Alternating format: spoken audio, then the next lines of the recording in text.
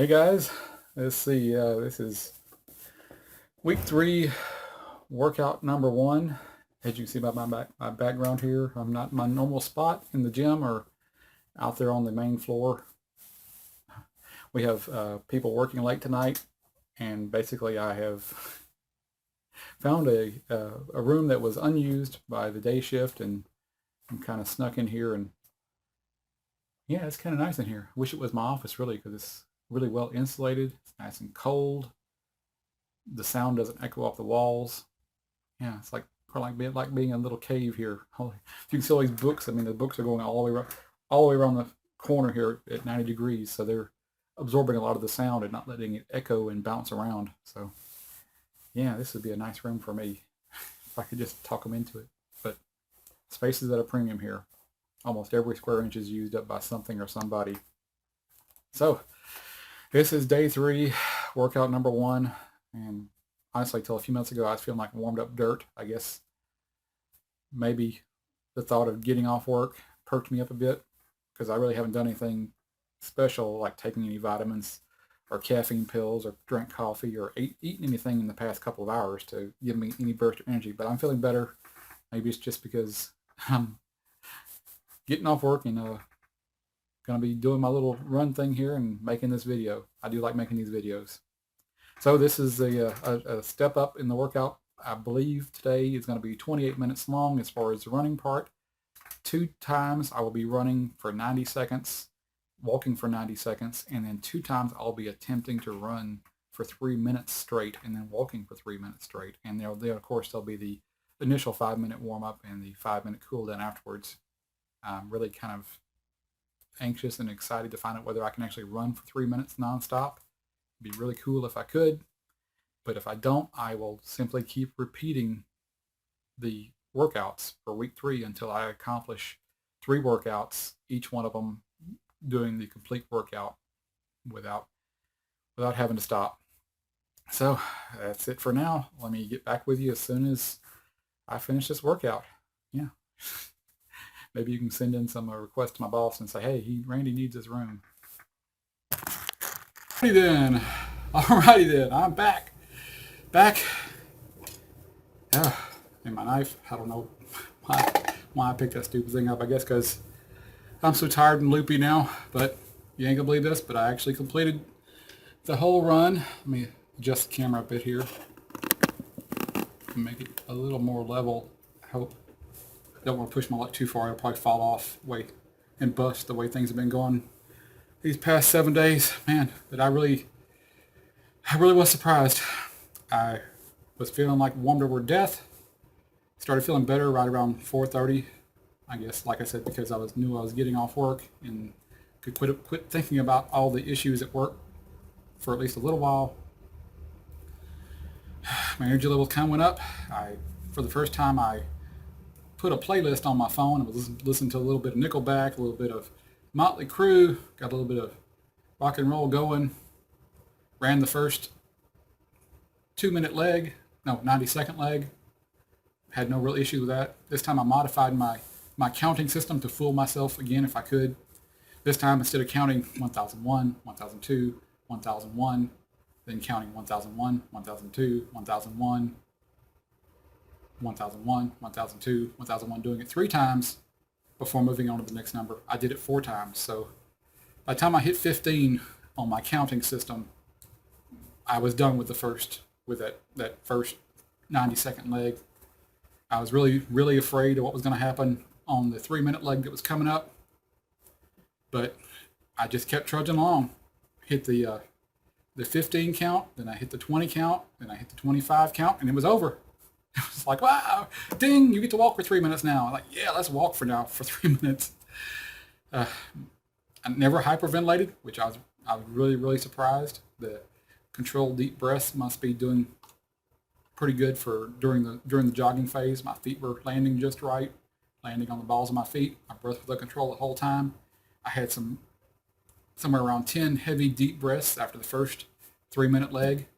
Did the 90-second second part or third part, and then I didn't know how the last was going to work out, but I kept trudging along. When it said time to run that last 3-minute leg, I just kept putting one foot in front of the other.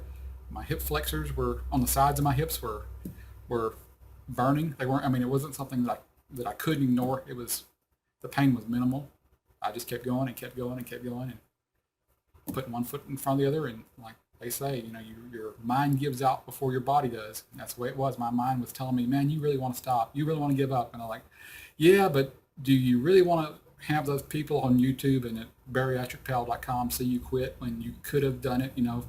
If I had a legitimate, real excuse, if I would have been, my feet would have been in pain, if my hips would have been hurting, if my knees would have been popping, or just something that I would be afraid was going to be causing more damage, but just being out of breath isn't enough excuse.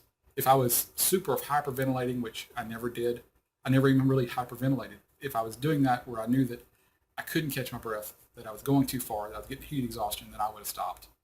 But I've experienced heat exhaustion multiple times last summer, so I know what that feels like. I know what it feels like when it's coming on. I know how I'm starting to feel when I'm heat exhausted. But I drank a big half bottle of water, probably it was around 8 ounces of water. Oops, while I'm at it, do some more of my Crystal Light.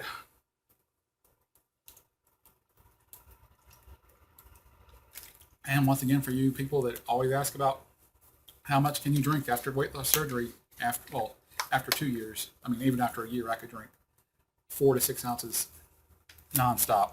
So it goes down easy, especially Crystal Light. I've never, ever gotten tired of Crystal Light. Been drinking it since about 2000. So trying to get a little bit of hydration back in me. I'm amazed that my weight was 205.6 this morning. Yeah, 205.8 this morning, I think it was. I think it was 2.2 tenths of a pound higher than it was Sunday morning when I weighed. So I could be completely wrong. I know it's 205 point something. So I knew that, man, if y'all hadn't been watching me, if y'all hadn't left a few comments, hadn't given me some tips on bariatricpal.com on the thread that I've got running with all my running updates, yeah, this would be a completely different story. I probably would have given up after it started getting hard and made excuses. And yeah, so I just want to thank you guys for watching me on YouTube and on bariatricpal.com. If I can remember, I'm going to put a link down below in the description of the YouTube box. So if you're interested in weight loss surgery of any kind, Bariatric Pal covers every weight loss surgery you can think of. In my case, I'm on the vertical sleeve forum. My handle on there is Joat Saint. It's JOATSAINT. You would care to? Well, I'm going to put the link to my thread with my running updates below in the description box if I remember to do that. I probably will. But like I said, Joat is in Jack of all trades. And the last word in my handle is Saint for the movie The Saint. I was watching that movie called The Saint, I don't know, back in the 90s, when I was trying to come up with a unique mailing address that I could use for the next 20 years, because I wouldn't think anybody else would ever come up with it. So yeah, Joat Saint has come in handy, because I've never run across anybody else with that. I was thinking about doing Saint Joat, and that just didn't feel right. So yeah, so motivation factors, all my viewers and well-wishers and people who provided tips, left me comments, Motley Crue, Nickelback, Crystal Light, and the thought of forgetting about my issues at work for a while. Yeah, anybody who wants to accomplish a goal, or at least work harder at accomplishing a goal, tell everybody you know. Make it public. You don't have to make a video. You don't have to post it on a public forum. Just have somebody who you know is counting on you to check up on you, see how you're doing. And just as a little add-on thing, I'll show you what I've been working on today. Still finishing up with replacing all the files from tape backup that were locked up by the Crypotlocker ransomware. Really not a whole lot to show you on that, just you can see the backup tapes replacing the files, which is just mundane, boring stuff. But Yeah, the Cryptolocker is a ransomware that you basically have to click on something and install it to get it. It's very difficult to get unless you let it in. So if you get any email attachments with a zip file attachment, anything that says something that it look legitimate, it'll say invoice attached. Your account may be shut down if you don't reply to this. Open this attachment. It's a zip file, but inside the zip file is an executable file. So no legitimate business, no bank, no credit card company, your AT&T, no legitimate company is ever going to send you a zip attachment unless you know it's coming. They will tell you ahead of time.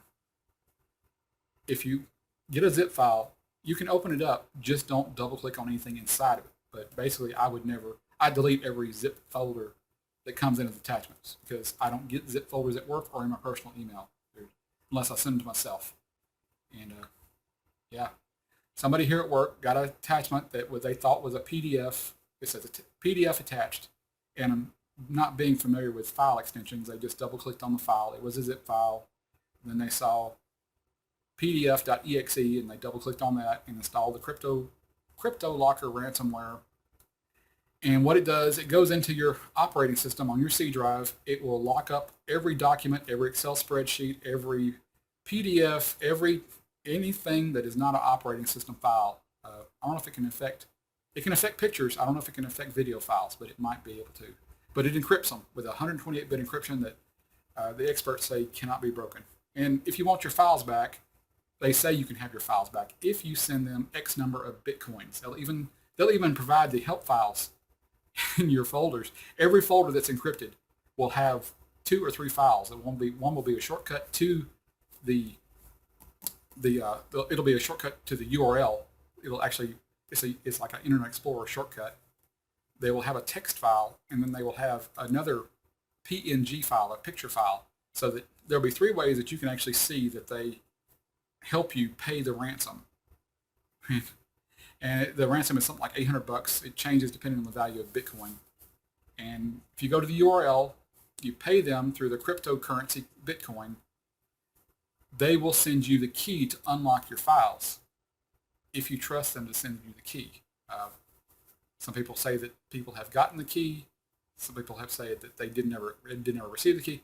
But there are so many hundreds or even thousands of variants of the Cryptolocker. It is such a huge moneymaker for these hackers that hundreds and hundreds and hundreds of people are jumping on the bandwagon and releasing their own versions of the Cryptolocker. It's coming out so fast, so many times a week, that the antivirus software cannot keep up with all the different versions of it. It's coming out so fast and being updated so fast to change the way it installs itself, the default folders it uses to install itself. So really the only protection you have is just don't click on any zip folders.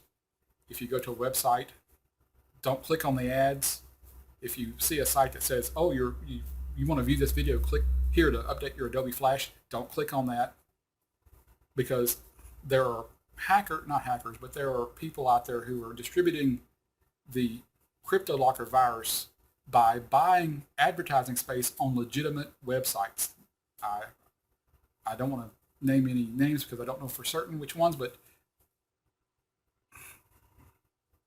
it can be on a legitimate website or multi-million-dollar, billion-dollar company, because they will sell advertising space on their websites to a third-party marketing company, and in turn that marketing company will just sell the space to whoever, and these hackers will buy advertising space, and the marketing company unknowingly will post the ads for them on these legitimate companies' websites, and you click on it, you download the file, you think you're getting a legitimate Adobe Acrobat update, and you're actually installing the Cryptolocker virus ransomware. So just be careful. If you want to update your Adobe software, go to the Adobe website. If you want to update Java, go to the Java website. Don't click on anything that says update your Flash player here, because you don't know what you're going to get into. Just wanted to say this is Joe Tsing signing out from VSG land and the C25K jogging app. Keep pimping that sleeve.